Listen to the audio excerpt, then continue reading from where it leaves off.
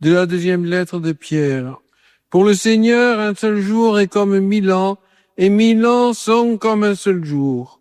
Le Seigneur n'est pas en retard pour tenir sa promesse, comme le pensent certaines personnes.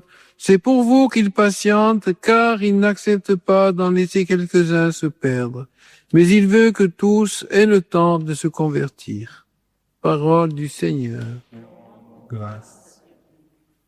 Chers frères et sœurs, la première pensée des parents, lorsque leur enfant est sur le point de naître, est de choisir un nom pour lui.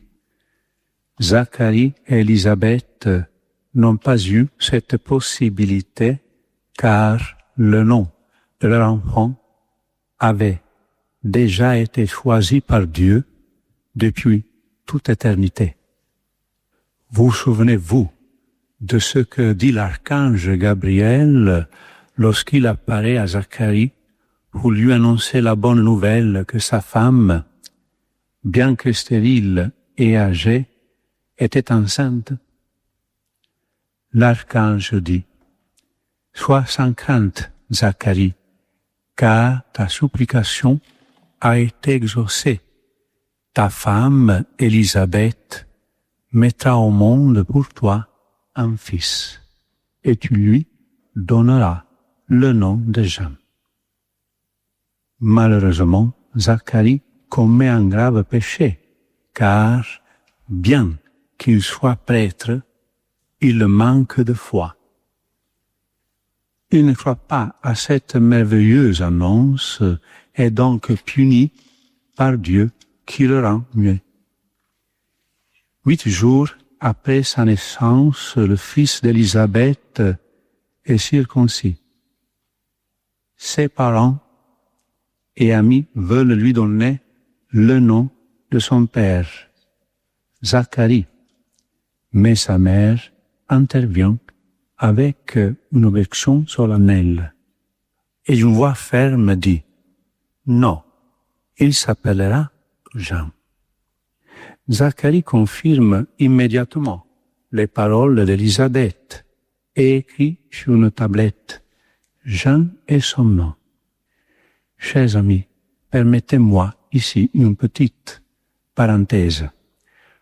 Notre tradition veut généralement que l'enfant porte le nom de son grand-père ou de sa grand-mère, et c'est surtout pour des raisons affectives et de respect. La tradition juive, comme nous l'avons entendu dans l'Évangile, prévoit également cela, mais pas seulement pour des raisons affectives, mais surtout pour souligner le lien spirituel et culturel entre l'enfant à naître et ses ancêtres.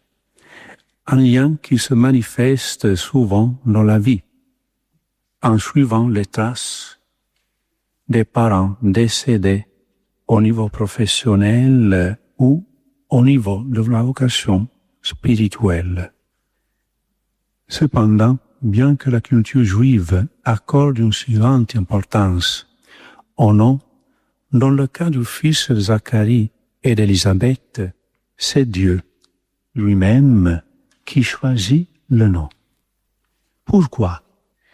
Mes frères et sœurs, comme c'est beau, la signification du nom que Dieu choisit pour ses enfants manifeste son plus grand attribut, à savoir son infinie miséricorde.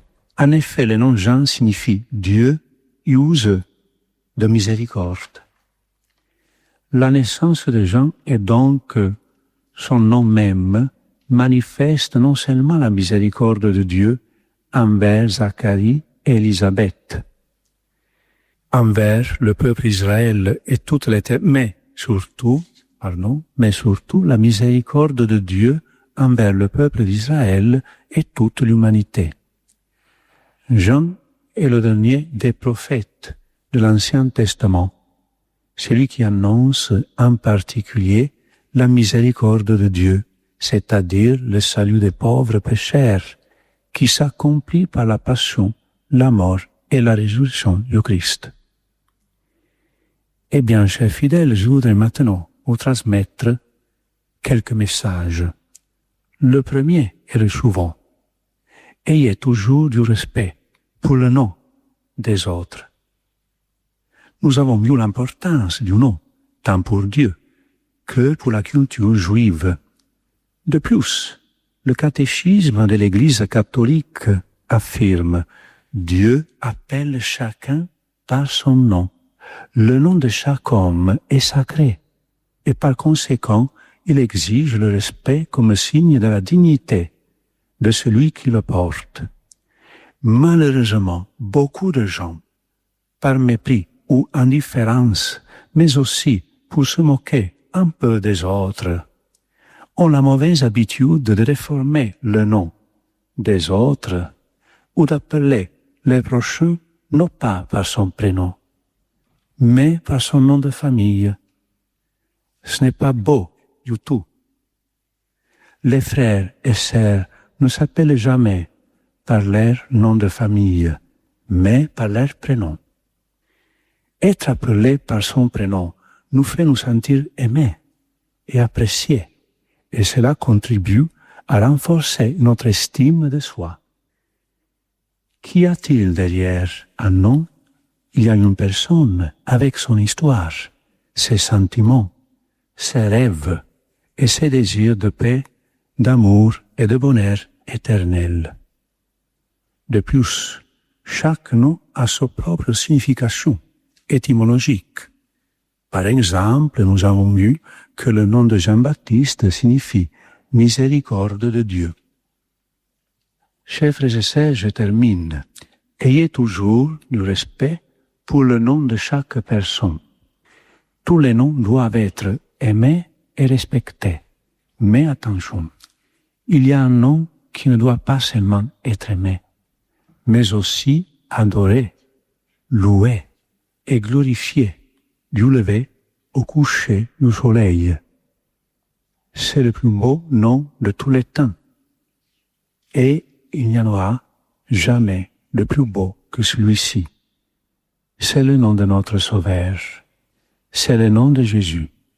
Les chroniques affirment que Saint François se léchait les lèvres chaque fois qu'il prononçait le nom de Jésus, presque pour en savourer la douceur. Chers frères et sœurs, Noël s'approche à grands pas.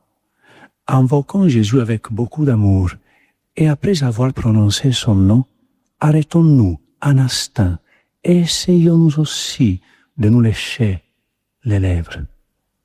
Qui sait, peut-être ressentirons-nous, nous aussi, nous serre sur nos lèvres.